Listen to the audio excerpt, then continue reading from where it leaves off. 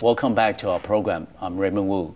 In this segment, we're going to shift our focus a little bit and talk with Guy on the latest developments in cross-strait relations.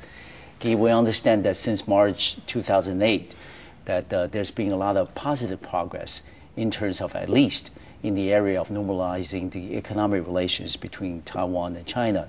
A lot of progress being made in the last 6-7 months.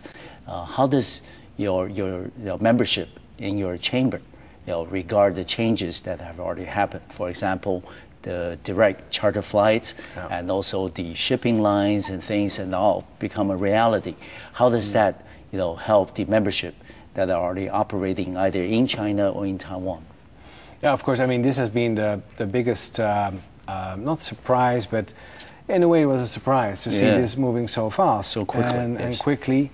And this has been a very pleasant surprise because twofold. One is the business, of course, because by having direct flights into Shanghai, having a flight of 1 hour and 20 minutes into meeting with your people on the other side, because meanwhile, our operations as European business have been very much integrated into the Greater China region. So we would have factories in China, we would have a regional office either here or in China or in Hong Kong. And so if you can facilitate the travel part.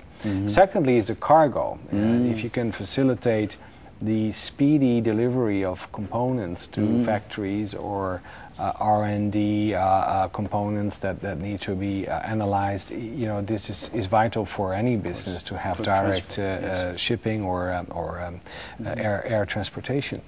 But besides that, I think there's an even much more important factor, and that is that we have given a very clear message, or Taiwan and China have given a very clear message that both sides are really into a mode of economic normalization, normalizing the economic relations between the two sides. And this is very important for people here and on the other side to realize that, I think it is beneficial also for both sides. Of course, it's very beneficial for Taiwan because you will not be able to get any investment if there will be a policy of isolation, and not having any contact. This doesn't work. No. In business, this doesn't work, right? Whatever other motives you would have in business, this doesn't work. So you need to give a very clear message. So, having said that, now what's next, right? How are we going to actually gain more from this? Exactly. You mentioned the direct flights. I think tourists are important. It's another area. We like to see mainland investments in Taiwan. I think that'll be a good thing. It will help to stimulate and boost a bit the domestic economy if you would allow mainland Chinese to come here and actually invest in real estate or in setting up an office.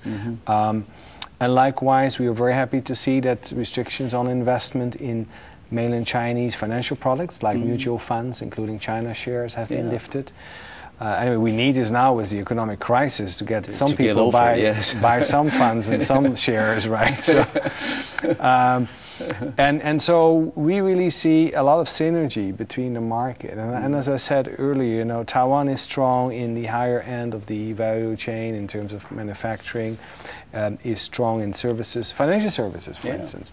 A lot of companies have invested, European companies, in Taiwan.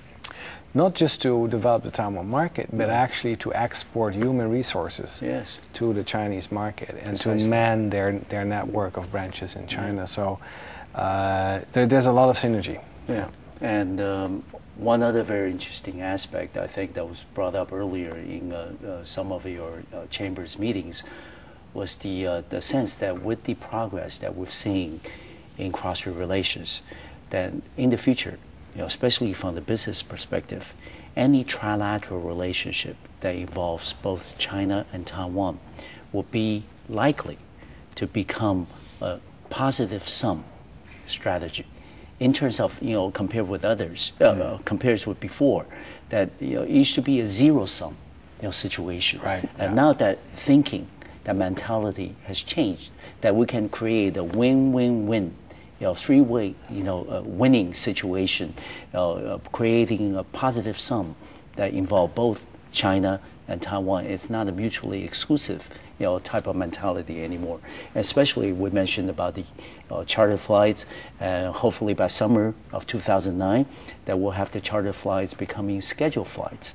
Not just for Taiwan Airlines, maybe even for foreign airlines. So my question would be, Guy, for some of the European companies that are operating in Taiwan, how does that change their mentality?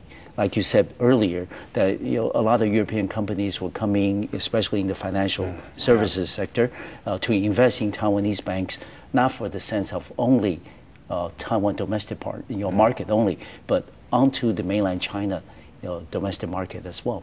Does that becoming more of a commonplace perception among the European companies in Taiwan? I don't think it's really mainstream yet, but I think once you're here as a company, you do see opportunities. And why you see opportunities? Because there are 70, 80,000 Taiwanese companies in China. Yes. There are God knows, 1.5 to 2 million Taiwanese everywhere, all over the place, and even more if you understand many of them actually live there, but they're not go to school. They live there, they don't register there, but it just they fly back and forth, and a huge investment. And so with the Taiwanese and the Chinese economy being integrated, especially if you look at the high-tech sector, manufacturing sector, there's so many opportunities for European companies to better utilize that, to capitalize on that. I mean, we all know about lately, I think it was Yoda and Chime, they got the contract from the mainland Chinese manufacturer of tea for the home appliance, the so-called 家电下乡, going to the rural demands. Subsidizing the 3C products into for the rural areas in China. And so I think there are opportunities here for European companies as well to be part of that supply chain, because European companies like Merck, for instance, are a major supplier of the liquid crystal that goes into the Chime and Yoda to the flat screen, and they have a factory here. So it indirectly benefits the European companies. So they can benefit here in Taiwan from these stimulus packages in China through Taiwanese partners. Likewise, there are European companies are manufacturing cars in China with China Motor Corporation and Taiwanese partners. I mentioned to you as well the European engineering firm. So I don't want to call it the stepping stone, because European companies, they can go to China directly, but it's to really team up with Taiwanese companies.